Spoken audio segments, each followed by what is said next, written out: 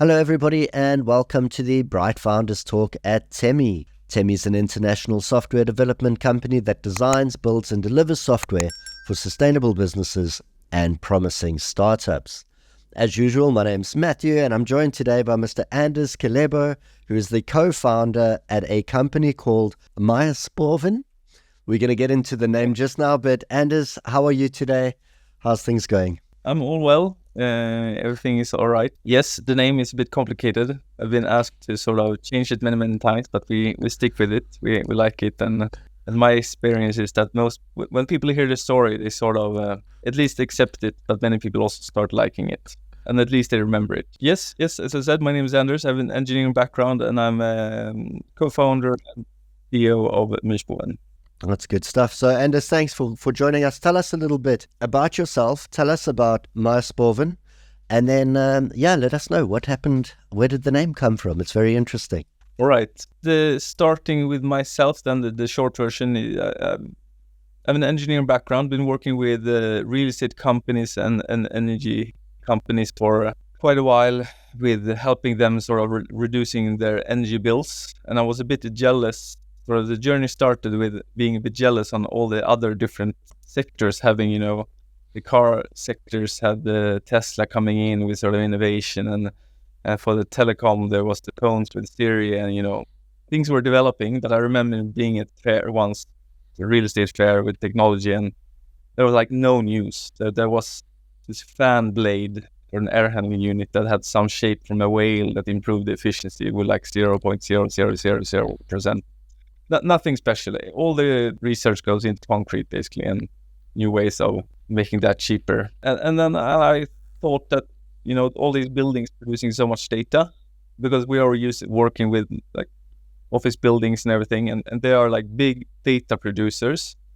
And back in the days, this was 2016, 17, there started to become a lot of talk about the data being the new oil and all that. And I just saw these buildings producing loads and loads of data, and nothing was really done about it. The control logics of HVAC system, like heating, cooling, and ventilation, is still very old-fashioned logic that if this happens, open this, or depending on this temperature, do this.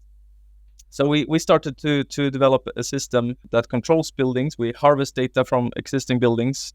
We throw that in a big database. We have spent many years with many smart data scientists to crunch this data, to be able to take it from the data and make it grow into an artificial building, or like a digital twin of a building, where we can understand how the indoor climate is impacted by user behavior, by weather, by the HVAC system and everything, and how the HVAC system is impacted when we control that, how that's impacts our meter usage. Like within a few years, we were able to start controlling buildings, and that was been sort of the objective number one, to be able to control buildings and to save energy. So that's sort of our core service. We connect to the buildings, collect data, train the models. When the models are good enough, every 50 minutes, we sort of send new control strategies to achieve correct indoor climate at lowest possible cost. So it's quite neat and a simple business case from that point of view.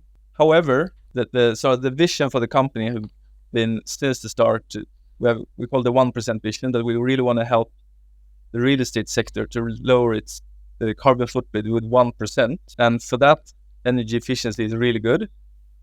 However, the really big ambition from the start that I see we have sort of managed to do the last 1.5 to 2 years is to make buildings part of the energy system large.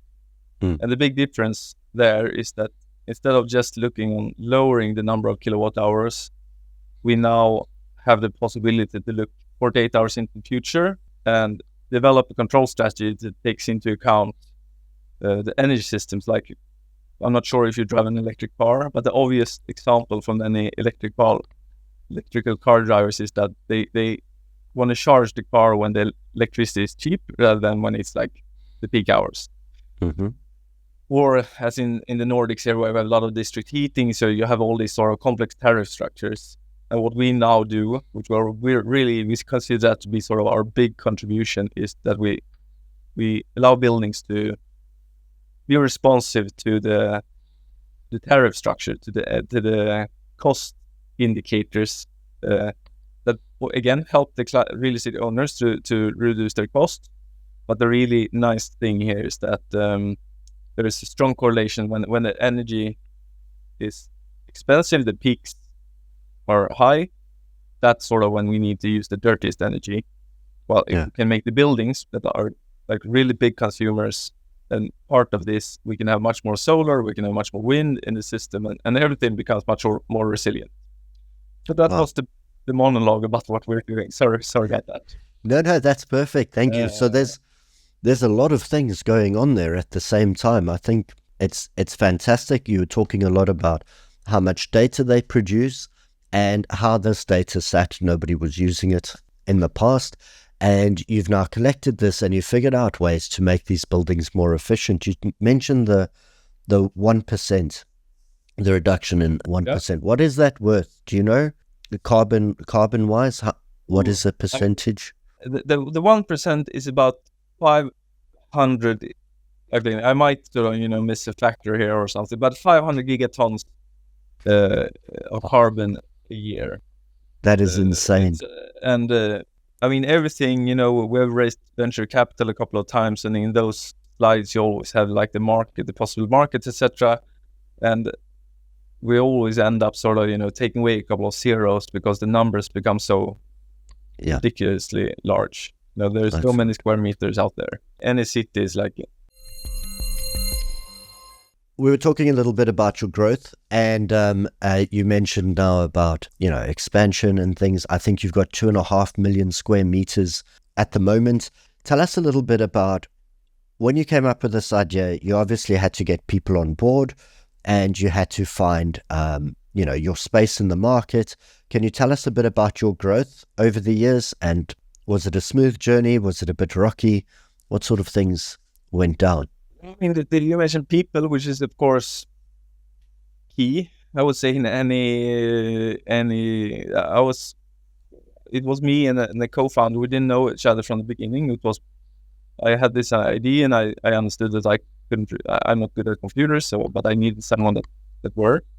And finally, I found this Johan Brynäs, the co-founder of Myrspoven. He had been through a couple of journeys earlier, so since we didn't meet each other, he wanted to sort of test me on making sure that I can sort of sell this. I am an engineer and I'm very much into the technical parts as well, but I also was responsible for sales in the beginning. So he sort of, so we actually found the first client before he started coding, and they ended up paying, and they never really received anything because everything took so much longer. But I do think it's super important to sort of making sure that they're, making sure that anyone really wants to pay, that there is an appetite for this service one way or another, even though it's far from the market fit just because you make someone pay. And then it's when it comes to the people's part, I find it so. If I would take one thing that I really enjoy with building a company, it's seeing people, and I would say it's quite common. It's like not 1 in 100. It's like a fair amount of people when they sort of getting the trust and the mandate to build something and change and drive something. They really they grow with it, and they help me, someone like me, to really to take the company to the next step. And so I think there's so many. I'm a co-founder, but in reality we are all the people joining the company, and sort of, for most of them, sort of have been really important contributors. Absolutely. So I probably lost you now. I don't remember. No, that's fine. So that's what we're talking about. Right. So bringing the right kind of people together to build your team. How many people work for you at the moment for Myrspoven? We're about 35. But on that topic, we've been growing. Like we raised venture capital the first time 2019, and then it was more or less, we were quite few in the team, like 3 or 4, and then we grew up to 15, and then we raised venture capital again 2021, and that was sort of the you that are in this field, the top, the peak of the bubble before it burst, when money was free and valuations were high, and everything was about future revenues. So I do also, at the same time as I see people have been so important to grow this, I also see that there is a very clear pattern that the productivity just doesn't scale after like 15. So I would say the last couple of years here we've been sort of quite stuck on 30 to 40 people, which I see it's been, instead of adding more people to the team, it's much more important to sort of, getting those people organized and working towards the right goals, etc. So if I would do anything again, I would grow slower from 15 to 40 rather than go too quick and then have to sort of learn all over again. And everything's changed. Find them work. Absolutely. And then you have another, we have, and I think if it wasn't, in my journey, we have had like COVID, we have had the bubble bursting, and I think the real estate sector, that our sort of main livelihood, creates our livelihood, in Sweden, have really gone down. Now it's starting to wake up again. But I think if you don't have COVID and if you don't have that, you probably have something else during your. There will always be something that's sort of trying to shoot you down. Absolutely, and that's an important factor that you've brought up. Obviously, the impact that had on working spaces, on buildings, with people coming into work, and all of a sudden everybody became a remote worker, and we all realized that all of those meetings that we had to attend were not necessary in person, and obviously that, as you said, that would have had a massive effect, and you had to get through that and then obviously grow back up. But with everything changing so rapidly, as you mentioned, you've obviously got to keep your finger on the pulse. You've got to be aware of those changes. You've got to be preemptive, reactive. How do you make sure that you don't fall behind? I mean, the energy market, reducing carbon footprints, going green, this is, it's buzzwords at the moment. Everybody's in. You've got to stay on top of the game. What are you doing? Without giving away your secrets, what do you do to stay ahead? I heard Warren Buffett, I don't remember what he said, but I think one way to sort of make sure that you're on track is to really try to keep focus on sort of, the essentials. Do you create value? How do you create value? To create, you might have technology that creates value, but is it like thinking through this, for this technology to actually take place? Can you sell it? The people that might need to use it, will they sort of consider you to be a threat, or will they consider you to be a really good tool for you to will they happily embrace it, or will they sort of kick and fight? So I think that it's so easy to sort of, see what someone else does, and especially if you read articles and listen to news. I mean, we have so many big companies now that have been, the leading stars. Everyone been looking up to them. I don't want to mention names, but we have some really, famous brands here in Stockholm, in Sweden, that have been companies that have been guiding stars that now are suffering, and they have had the best CFOs and the best paid CEOs and everything, and the best staff, big brands, and everything was perfect with them, and now they're suffering.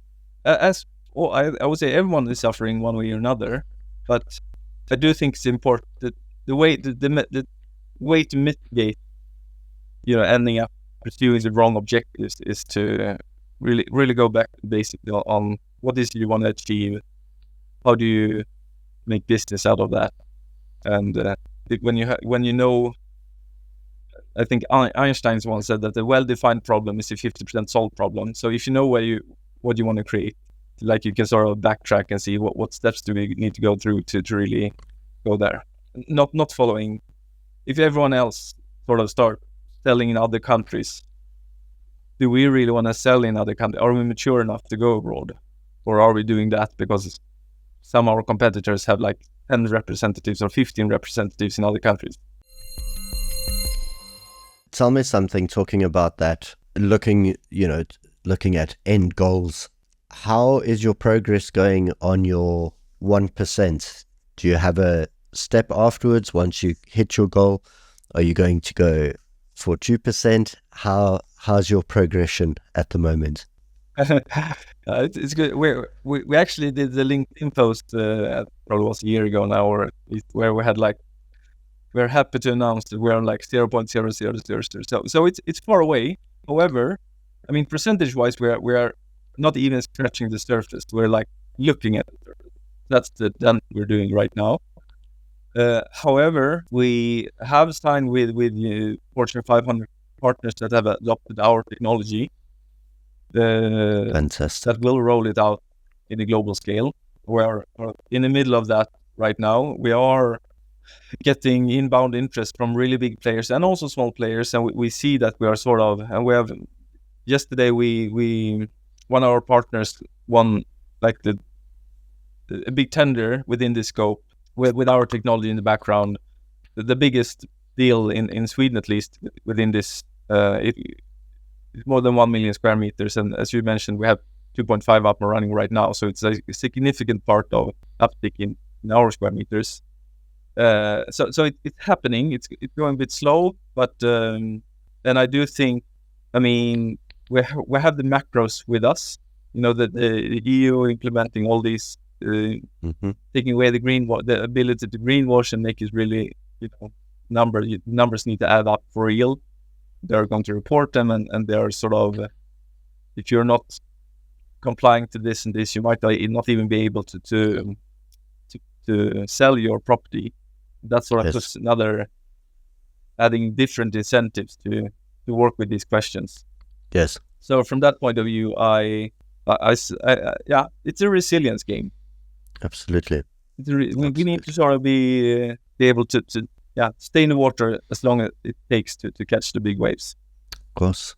I like that. I like that analogy. Stay in the water as long as it takes. We're talking about resilience and staying in the water. We're talking about resilience, though, and change, adapting to change. Obviously, the company is one thing, you know, but on a personal note, if we can look a little bit at your own personal journey, there must have been some moments of growth, some moments of self-reflection. Can you tell us about some things you might have learned about yourself that you didn't expect or didn't know before? I think everyone is like good at some stuff and bad at some stuff. So I don't think it's sort of, I've always been very open about my own sort of flaws. And I think looking around me, I see, since most people are working with what they're good at, I see that people are generally better than I am. And I think that's good in a way, because then I think I can learn so much from the people around me. I do think the scary part of being like in a company that grows is that you're if in the beginning I used to sort of draw a graph for the staff here showing that, like, in the beginning I thought I was perfect, not very modest, but I was, you know, I could sell the product. I was technical enough to be part of the product development. The administration of the company was not complicated enough, so I was doing all the administration. I took care of, you know, the accounting and everything. But with the company growing and have higher expectations, my suitability, me being sort of, you know, all the stuff that needs to be handled by a CEO, you know, I'm just falling on that scale. And and I see no way around it. I try to learn and keep up, etc. But there's no way I'm learning enough, quick enough. So the only way to sort of mitigate that is to have people filling up the voids that where I sort of, you know, drop the ball. And I think that's is one part of that is super exciting and super thrilling to see people, you know, doing the work you were doing earlier and they are doing it better. And at the same time, you sort of you ask yourself, so where can I contribute? Because what's the purpose of me here? So I think I'm not sure if I'm learning, but that's where we are right now anyway. That's pretty cool. There's been many strong people pulling, and I'm just trying to sort of be on top of it. Thank you for that. Thank you for being candid there.